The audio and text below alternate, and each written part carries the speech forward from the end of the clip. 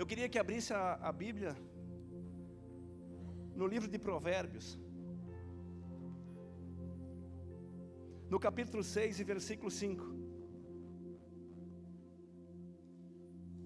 Eu disse para minha esposa, hoje eu vou atender com o Lucas, mas vou ficar em espírito na igreja, para que eu possa também pregar essa palavra. Tu sabe, irmãos, não interessa se tem a igreja cheia, se é um domingo de ceia que tem 200, 300 pessoas, ou se tem 5 ou 6. Jesus pregou o maior sermão dele, a maior palavra, foi para uma mulher lá perto do poço de Betesda. O pregador não pode andar pensando que ele é o cara, porque João Batista pregou só 6 meses. Ele esperou 30 anos da sua vida. E quando ele começa o ministério dele, ele prega 6 meses, ele é preso e decapitado. Ele podia ser frustrado.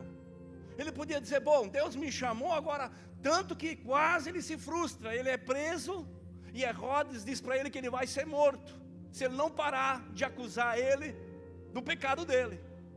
Então ele se vê constrangido na prisão, ele manda os discípulos, seguidores dele, falar com Jesus e dizer, Jesus, tu és aquele que veio com a promessa do Pai, tu és o Messias, ou tu é aquele que há de vir novamente, ou não é aquele que há de vir? Ele ficou em dúvida, porque ele começou o ministério dele, e muitos dos discípulos dele abandonaram ele, começaram a seguir Jesus. Mas ele entendeu também que ele tinha que diminuir para que Cristo começasse a crescer. 6 meses depois, ele é decapitado.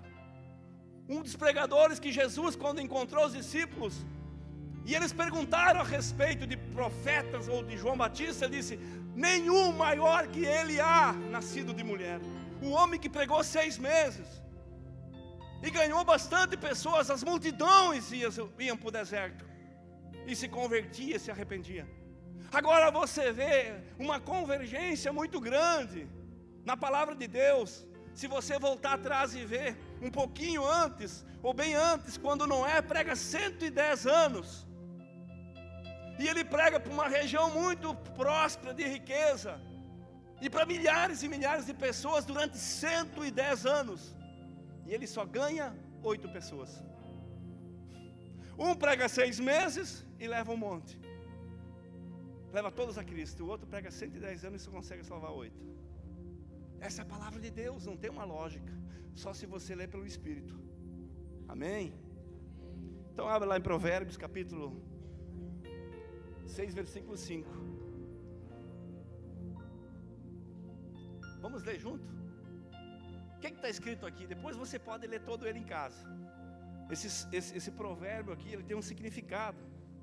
Diz assim, filho meu, não precisa colocar, deixa esse versículo.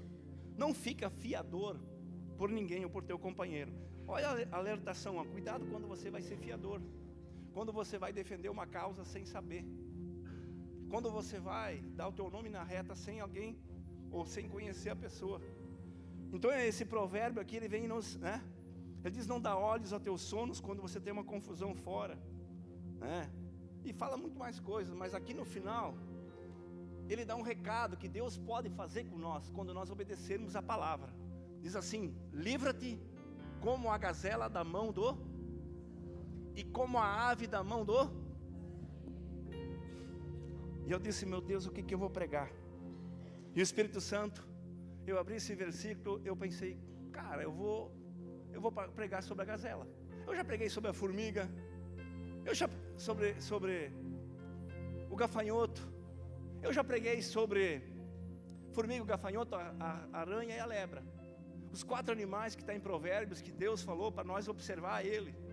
Quando Deus coloca um versículo desse, eu fui para o YouTube e fui pesquisar o que é a gazela. A gazela é parente do veado. É um animal que tem 1,10 m de altura, 1,20 m de comprimento, e ele não é muito largo. É um animal que vive nas savanas da África. E quando Deus diz que Deus livra a gazela da mão do caçador, quer dizer que se Deus livra essa gazela da mão do caçador, Ele está falando de 2 tipos de caçador. O primeiro do homem, e o segundo, os animais que devoram esse bicho. Só que Deus deu habilidade para a gazela, e Ele está dizendo, vocês podem ser livres como eu livro a gazela e de habilidades. E se nós olharmos, depois falamos da ave, olharmos para a gazela, ela nos chama a atenção. Eu fiz uma pesquisa. A gazela, em primeiro lugar, ela tem a cor do ambiente. Ela tem o pelo marrom com umas listras que ela confunde o inimigo. No momento que ela vai crescendo, quanto mais ela se parece com a savana, quanto mais ela vai crescendo e ela tem habilidades que Deus vai dando para elas, mais ela parece. E ela cria um chifre bem comprido, um chifre quase do tamanho de 70 centímetros, 60, e parece uns galhos tortos. Esses chifres têm algum significado. Esses chifres, para o caçador, significa triunfo, poder. Para o crente significa o chifre na Bíblia, reinos, poder e autoridade. O caçador muitas vezes não quer a carne, ele só quer o poder e a autoridade do chifre, para mostrar o triunfo da caça. O teu adversário, ele quer vir tirar da igreja, de você, o triunfo, o poder e a autoridade que Deus te dá. Mas o que me chama a atenção é que a gazela, ela tem uma coisa própria dela, a qual ela está no meio da savana. Talvez vocês conhecem, né, um pouquinho no Haiti, de repente tinha savanas. E ela está lá dentro, o inimigo já quase que não consegue detectar ela. Aparentemente, quando o inimigo passa correndo ou está perseguindo outra presa, ela passa desapercebido. E o crente também tem isso na vida dele. Porque quando ele se converte, a primeira coisa, ele tira dele o caráter ruim e joga fora. E quando as pessoas começam a olhar para ele com o tempo, ele tem uma nova vestimenta. Paulo fala que as vestes antigas são banhadas no sangue do Cordeiro, e agora você tem vestes limpas, novas.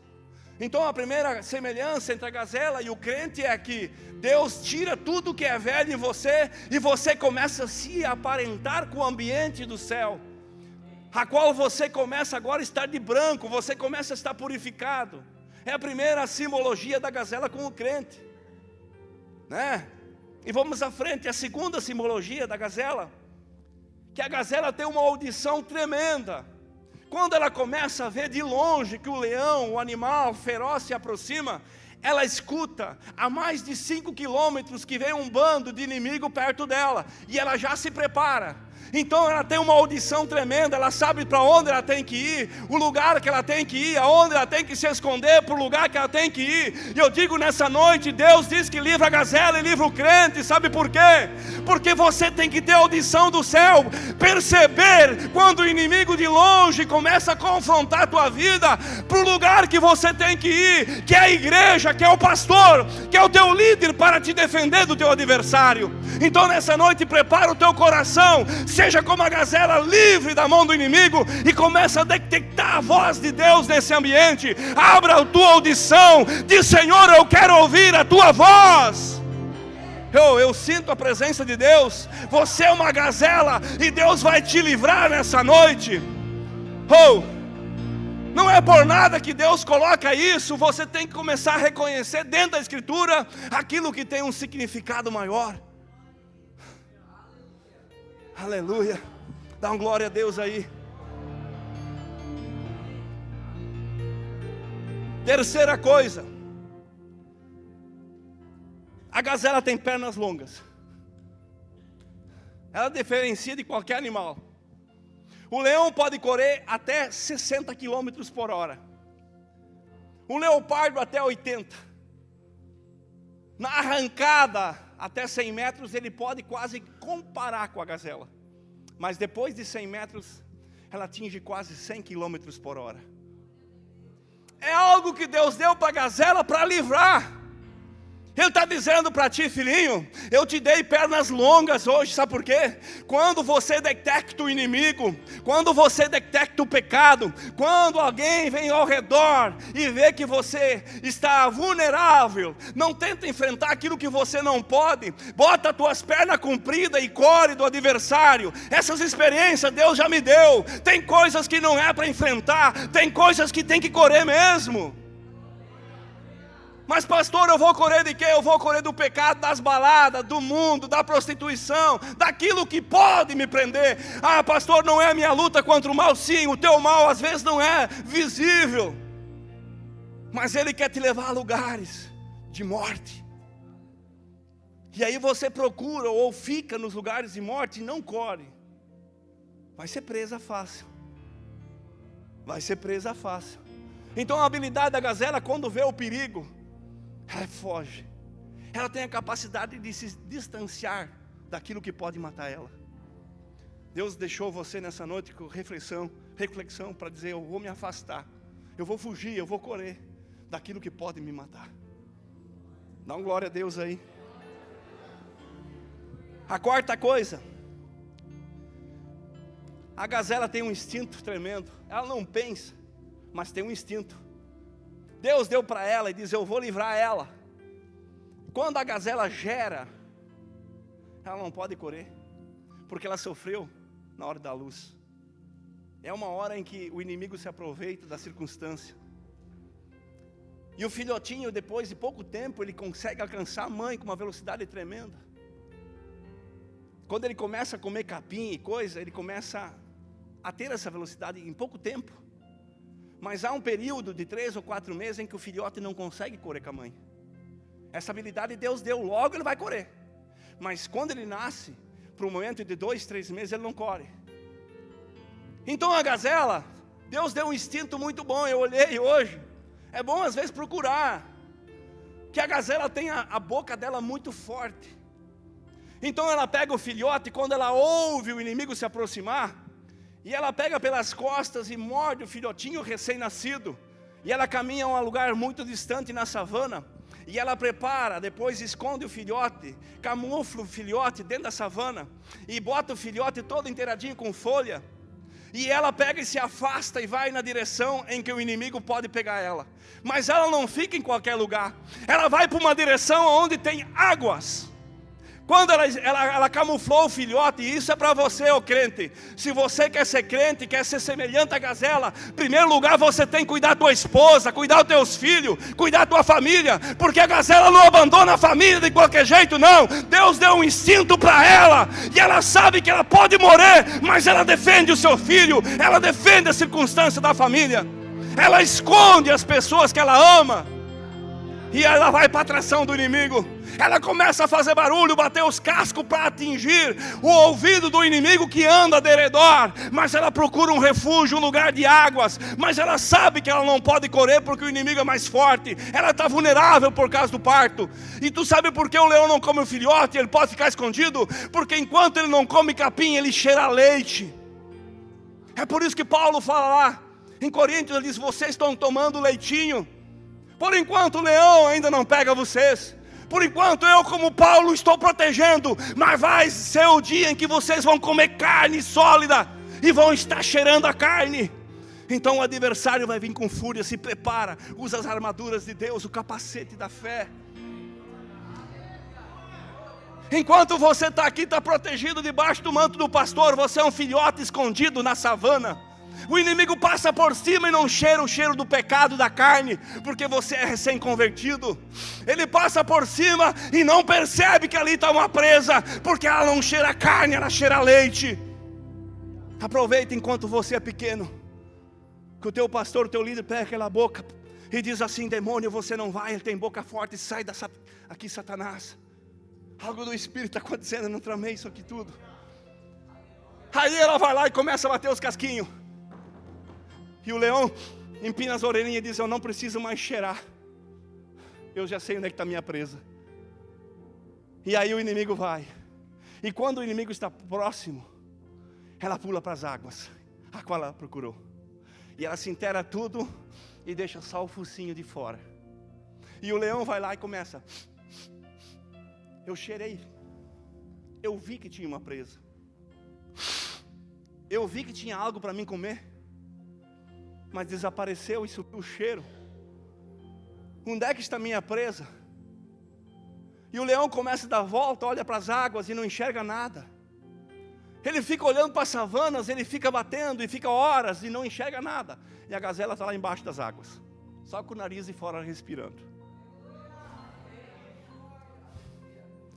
E o leão anda de redor, e a gazelinha lá embaixo da água, só respirando por baixo da água. E o leão então ele enjoa e vai embora. Resistiu o diabo e ele fugirá de vós. Sabe por quê, o crente? Quando você defendeu a família, você procura rios de água viva que saem desse altar. E quando o adversário pega você ou quer pegar você, pule nas águas do Espírito. Deixa o teu narizinho de fora e olha para o céu. E o Senhor vai te cobrir. O inimigo não vai cheirar, o pecado não vai cheirar, e o inimigo não vai poder te localizar. Eu profetizo nessa noite que você vai estar escondido nas asas da revelação. Oh! É muito forte. Pastor, me explica melhor. A Bíblia diz que o rei Dário estava contente com Daniel e colocou ele com um dos primeiros salpátracas, ou presidentes, ou prefeitos. E ele se destacou mais que os outros, ao ponto que veio a fúria, a inveja dos outros. E fizeram, numa daquelas que ele estava distraído, uma nova lei, em que nenhum homem na Babilônia poderia procurar, ou entre os medos e os persas, melhor dizer, alguém a não ser ele, o grande rei Dário. Porque se procurasse outro homem ou outro Deus, tinha que ser morto na cova dos leões. Então a Bíblia relata que esse feito foi assinado pelo rei Dário. E o rei Dário então não sabia que estava armando uma repulca para o seu maior amigo. E de repente eles levaram pessoas, provas, e mostraram que Daniel orava 3 vezes ao dia. Abria a janela, olhava mais ou menos o rumo de Jerusalém e dizia: Senhor, eu posso estar na Babilônia. Eles trocaram o meu nome, eles tentaram mudar a minha identidade, mas eu sirvo ao único Deus, aquele que eu aprendi, o Deus dos meus pais. Aí fora o inimigo quer trocar a tua identidade.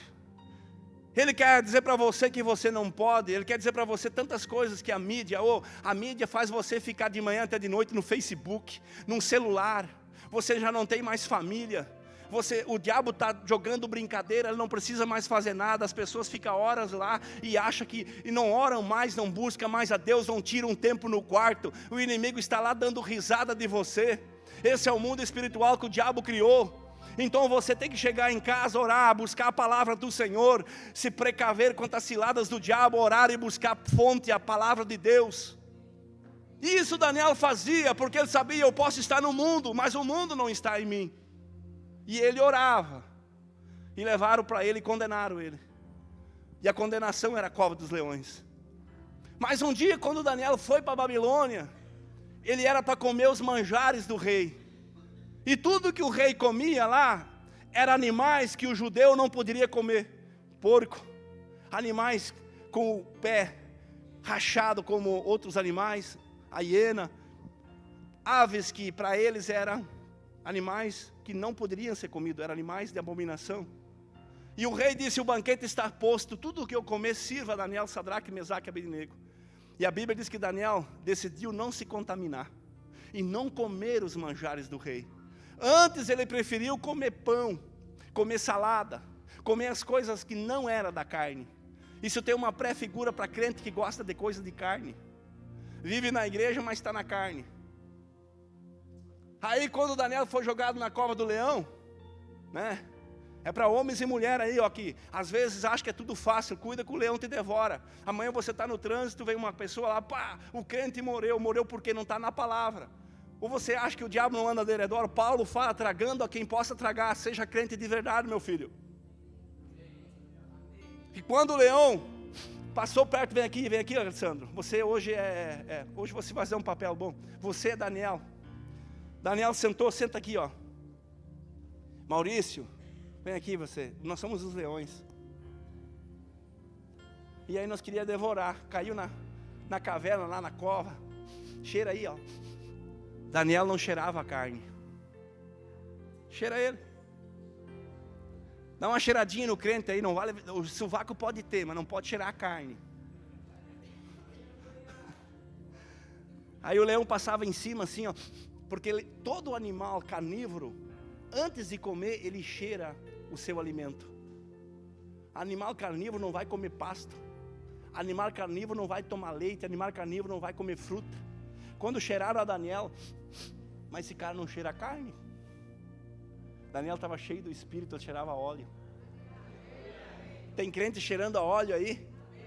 O diabo passa de lado assim, mas eu não posso tocar nesse cara, nem devorar, porque não tem meu gosto, não cheira a carne. É por isso que a Bíblia fala lá, ó, o que nós lemos agora? O que foi lido agora aqui? Pode sentar, filhinhos. O que foi lido aqui da gazela? Eu acho que você não está prestando atenção, né, filhinhos? Vou ter que voltar na... A gazela, ela se esconde nas águas. Ela deixa só o nariz de fora. E o leãozinho fica procurando ela. Quando você vem para cá, aqui é o lugar de fonte de água. Aqui é o lugar que você esquece que você existe. Aqui é o lugar que você só bota o nariz para cima, ó, e diz: Senhor, eu dependo de Ti, em todos os sentidos. Assim como Tu livra a gazela, livra eu também, Senhor. Amém? Vamos passar à frente aqui mais umas. O que mais me chama a atenção, que quando a gazela não pode correr, não possui água, e escondeu o filhote, e a gazela está presa, e o inimigo cercou ela com 10, 12 leões. Quem já viu isso, às vezes? No Geográfico lá. A gazela tem um truque. Às vezes eu assistia com a minha esposa dizia assim: tira desses animais. E eu dizia: eu vou assistir. E eu assistia horas isso. Porque quantas vezes, isso eu tirei o estar na minha mente. Eu assistia, às vezes, o bicho pegar, morder, e o bicho lá parecia que estava morto, a gazela, né? E de repente o leão distraía, ela levantava e fugia. Eu digo: mas como pode? Parecia a gazela, quando ela não consegue fugir, que todos os leões cercam ela não consegue fugir de hipótese nenhuma. Ela faz uma coisa: ela se joga no chão, não quase respira, fica com a barriga esticada e parece morta. Ela vai lá, o leão vem em cima, não tenta ferir ela, ele dá uma cheirada, vê que é o alimento que ele quer comer, e daí ele dá mais uma rodeada, ele enxerga que tem mais leão, vem o alfa, o dominador, o Satanás, o grande, ele dá mais uma cheirada, ele fuça assim na barriga, e daí ele percebe que o animal está morto, mas ele come também carniça. Aí ele dá uma mordida muito forte na barriga, a parte mais dolorida dos animais é a barriga. Ele dá uma mordida muito forte, ele morde e arrasta ela um pouco. A gazela sente dores tremendas, mas ela não respira, ela não geme, ela não faz nada, ela está morta para o leão. Aí o leão levanta a cabeça, percebeu que está tudo dominado. Ele vai lá e dá uns 3 metros uma rugida para espantar o adversário, porque ele quer sozinho. E aí a gazela se levanta e escapa, e o leão não pega mais. Viu, crente? Tem momentos na tua vida que você está cercado de uma maneira que não tem solução. A miséria bateu, o casamento está destruído, está tudo lá. Certo? Vem aqui, Alexandre, você vai ter que se jogar no chão. Se joga no chão como morto aí. Senão o pessoal não vai entender. Aí vem o leão, eu sou o leão feroz. E vem, ele está bem gordinho, né? Aí ele começa a cheirar, vai rodeando, e ele dá uma bocada aqui, vamos ver se ele vai gritar. Não gritou. E arrasta para um lado, e ele morto. Assim é o crente. Parece que o inimigo destruiu a família, parece que o inimigo fez um estrago, mordeu, e o crente está lá no chão quieto. Não responde, não briga, não xinga a esposa, não xinga o marido, está morto para o mundo. Paulo diz: eu estou morto para o mundo, porque não sou eu, o valentão, que vivo, mas Cristo vive em mim. Crente tem que estar morto, meu filho. Aí o leão distrai, a gazela levanta e sai correndo. Quando o diabo achou que te matou, o Senhor te pega pela mão e te levanta, e ninguém te segura mais, meu filho. Oh, você é gazela livre. Você é gazela livre. Viu, crente? Quando a luta dominou, você está cercado, não tem mais solução, não briga com a força dos teus braços, vai para o pó, vai para o chão. Deus ensinou tudo na sua palavra, na simplicidade. Só que a pessoa lê esse versículo, vê se ele vai assistir Geográfico, lá, vê se ele vai pesquisar na internet o que é gazela. Não vai. Precisamos aprender com os bichos. Tem instintos que nós precisamos copiar.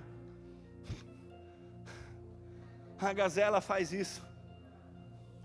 Tem muito crente que a gente diz, ó, cara, quando quebrar a igreja vocês voltam. Está morto. É só um período e vai acabar. Morderam daqui, morderam de lá, morderam daqui. O diabo cheirou de um lado, virou para o outro. E nós quietos. Aí disseram semana retrasada um grande líder, que essas igrejinhas que curam, Arroio do Meio que cura nada. E a gente quieto. Aí Deus disse, não reclamou? Está no pó? Está no chão? Eu vou levantar. Vou mandar uma idética lá. Para provar que Deus cura. Aí vem aqui a mulher, nós ungimos. E aqueles que falaram, vou ter que botar um fecho na boca. Faz 3 semanas que me afrontaram. Eu disse, os nossos milagres são todos comprovados pela medicina. E Deus continua curando. Né? Aquilo que o médico disse que era para morrer, não vai morrer. Viu, filhinho? Quando eles te afrontarem, te cercarem, e você diz assim, pastor, você foi. Te joga no chão. Vai para o quarto. Faz de morto. Desaparece da mídia. Mas quando você se levanta, é Facebook, é internet. Quando você se levanta, é Argentina, é Chile, é Santa Cruz. A igreja já está colocada em Itapema com 6 membros. Já consagrei um pastor e mês que vem eu estou indo para lá. Eu vou ser um Paulo que vai implantar as igrejas sim. Porque um dia o leão se aproximou e nos cercou. E a única solução era o pó. Então nunca fica desconfiado quando Deus permite o inimigo te cercar. Deus quer te ver no chão. Porque quando você vai ao pó, Deus olha de cima e diz, esse eu quero exaltar. Aquele que se humilha é exaltado. Como nós temos que aprender com a gazela, né? Eu até já perdi o esboço, ó. Vamos ver se tem mais uma coisa. Eu não vou mais falar da gazela, eu vou falar do pássaro agora. Eu disse à mulher, você vai ter parte 1 e parte... Então o pássaro fica para a próxima. Amém?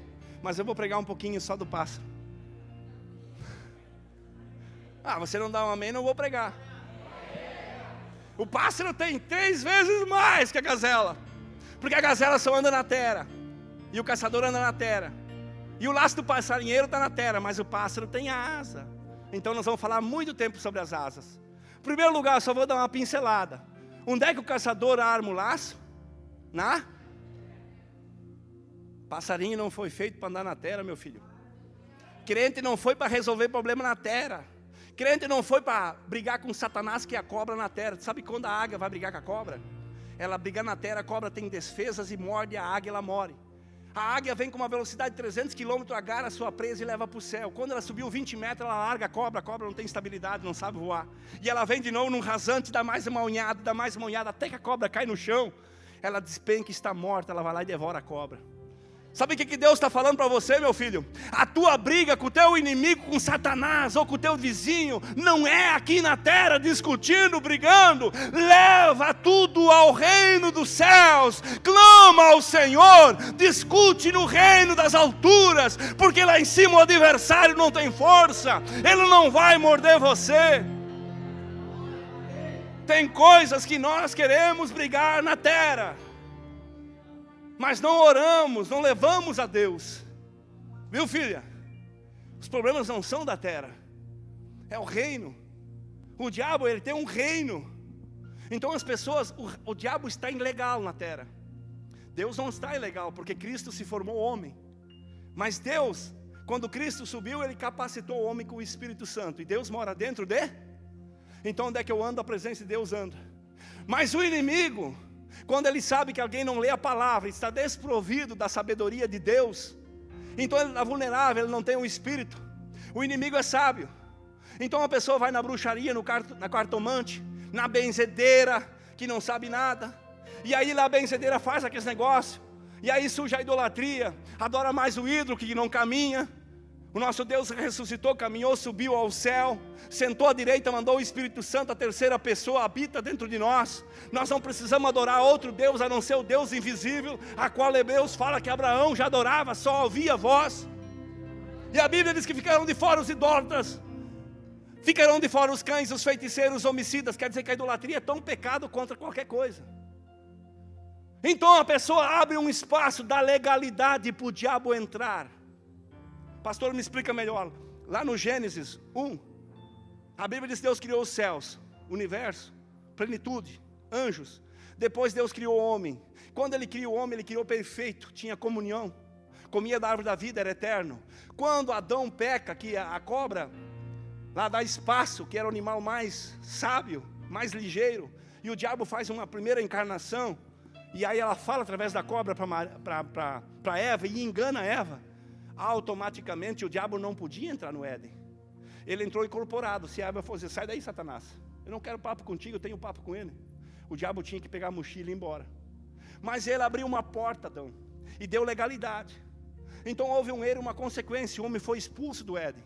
E de lá para cá, todos os homens que pecaram e pecam são descendentes de Adão. Existe um pecado original que traz na nossa carne, que é a morte. Você entendeu? E nós temos que voltar para o paraíso. E como é que nós vamos voltar? Através de Cristo. Então o diabo hoje está ilegal. Ele pode possuir pessoas que não frequentam uma igreja. Ele pode possuir pessoas que frequentam saravá, feitiçaria, candomblé, que ele frequenta espiritismo, eu vou falar tudo. E as pessoas acham que é um morto que voltou, ou acham que é um pai de santo. Isso é tudo coisa maligna. Só existe um Espírito que é de Deus. Paulo fala sobre isso. Diversidades, mas um só é o Espírito. Então as pessoas vão lá e abrem uma porta, uma legalidade. Talvez avós, bisavós, e você já traz aquela maldição e não é crente, não recebeu o Espírito Santo.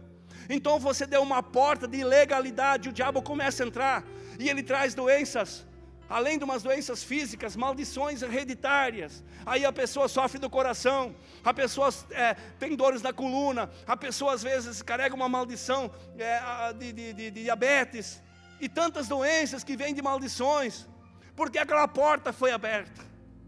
Mas quando um homem de Deus, que Deus levantou apóstolos, profetas, sacerdotes, evangelistas e mestres, ele chega, as trevas têm que recuar. As pessoas possuídas pelo mal, porque a luz não pode vencer as trevas. Então quando o poder de Deus chega, ele começa a constrangir o reino das trevas. E o poder que está na minha vida, ele constrange. E ele começa a tirar as trevas das pessoas, às vezes manifesta os demônios, ou manifesta problemas, e a gente ora, aquela pessoa é liberta. Por quê? Porque nós temos uma legalidade também. Porque Deus não vai descer do céu, eu sou Deus, Ele já desceu através do Espírito. Mas aquelas pessoas que deram legalidade, o diabo está ilegal, o diabo só pode entrar aqui se você abrir uma porta. Então quando você abre uma porta, ele destrói casamento, destrói marido.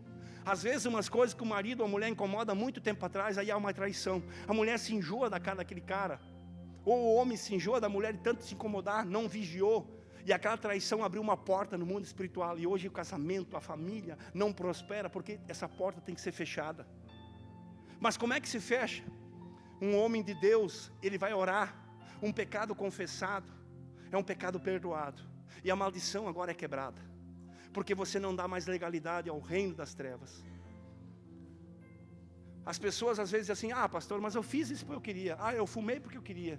Mas eu fiz aquilo porque eu queria. Enquanto você tem autos desculpas, você não vai ser curado. Agora quando você confessar e dizer, Senhor, eu não tenho força, eu preciso, eu quero que a luz que está na tua vida, homem de Deus, ou dos obreiros, constrange o mundo espiritual contrário. E o diabo tem que sair. Por isso que tem pessoas que vêm na igreja, a gente manifesta, a hora, o demônio vai e volta. Porque estão dando legalidade. Mas hoje à noite, em nome de Jesus, o inimigo vai sair. Eu não sei quem deu legalidade ou não deu, talvez você nem saiba. Mas as pessoas estão debaixo de uma maldição. É verdade. E não sabem que estão. Aí não prosperam. Tem um espírito de azar. Tem um espírito que não casa. Tem um espírito que as pessoas olham e dizem, mas aquela moça é bonita, aquele homem. Mas o que houve? Aquele casamento se desfez e hoje aquela mulher bonita não casa, não tem jeito de casar. Aí entra com um homem, entra com outro, e não muda de vida, porque tem um espírito de azar. Mas a pessoa não quer uma conversão. Ela não quer viver a plenitude do Espírito, não quer largar o cigarro, a bebida, porque nós somos templo do Espírito Santo. Nós não vivemos aquela vida, segundo alguns calvinistas que se desviaram e disseram assim: mas tudo que eu faço fica na carne, a carne não vai habitar o reino dos céus. Meu filho, Paulo diz: não contamineis a carne, que vocês são templo do Espírito Santo. Se você viver uma vida de comunhão com Deus, santificar o teu corpo, o diabo não tem mais acesso. Mas não leve a tua vida em brincadeira, porque o reino das trevas está ilegal na terra. Ele é principado dos ares. O diabo não habita na terra. Ele só habita quando alguém dá legalidade. Ele não é matéria. Mas o Espírito Santo que está na nossa vida, ele está legal aqui, porque eu e você entregamos a nossa vida a Deus, e Ele mesmo desceu em Pentecostes.